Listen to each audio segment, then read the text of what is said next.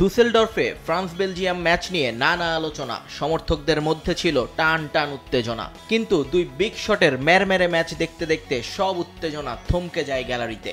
একের পর এক ফাউল, কার্ড আর পাল্টাপাল্টি গোল মিসের মহড়ায় বিরক্ত হয়ে ওঠেন সবাই।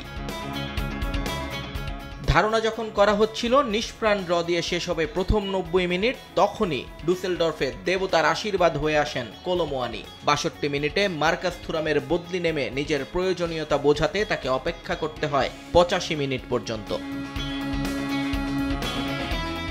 বেলজিয়ামের ডি বক্সে ঢুকে গিয়েছিলেন এমবাপে, কিন্তু সেখান থেকে ফিরতে বাধ্য হন তিনি ডিফেন্ডারদের কারণে। কিন্তু তার পাস থেকে বল আসে আঁতোয়া গ্রিজম্যানের কাছে, সেখান থেকে কান্তের অ্যাসিস্টে বল পেয়ে যান কোলো মুয়ানি। হালকা একটু ঘুরেই আচমকা এক শট নেন পোস্টের দিকে, গোল হয়তো সেখানেই হয়ে যেত, কিন্তু ভের্টনগনের পায়ে লেগেই শেষ পর্যন্ত বল যায় জালে। বোকা বনে যান ক্যাস্টিলস, আনন্দে ফেটে পড়ে ফ্রান্স, মুক্তি পান দর্শকরা।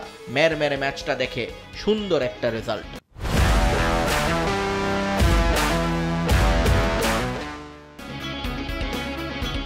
কিন্তু ম্যাচের শুরুটা এমন ছিল না। প্রথম মিনিট 10 দারুণ আক্রমণাত্মক ফুটবল খেলে দুই দল, যে কারণে ফাউলও হয় অসংখ্য।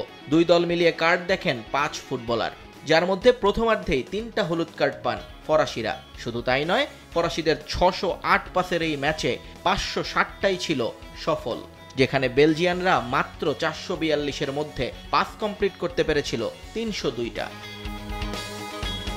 ফ্রান্সের তুলনায় বেলজিয়াম এই ম্যাচে ছিল অনেকটাই নিষ্প্রভ। এমবাপে থুরামরা যেখানে শট নিয়েছিলেন 19টা, সেখানে রেড ডেভিলদের শট মাত্র 5টা। তবে অন টার্গেটে দুই দলেরই ছিল সমান 2টো করে শট, যদিও সেখান থেকে গোল পেয়েছে কেবল ফরাসিরাই।